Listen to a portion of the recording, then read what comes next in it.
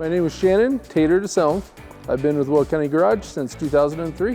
What I do is I help our salesmen with their customers obtaining financing for their automobile loans and leases if we choose to do a lease and go that route as well.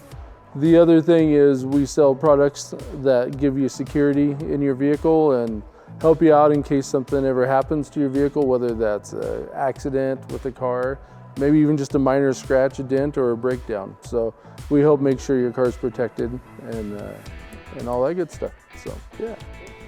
I've always kind of looked up to my brothers. You know, every one of them, I have several of them. I have 5 brothers. Every one of them I can take something out of, whether that's learning something that I shouldn't do because of what they did do, or taking what they do really well. So it's hard for me to pinpoint each one, but I would like to say because I'm the baby that I'm the best of all of them. So what I love is the passion for people.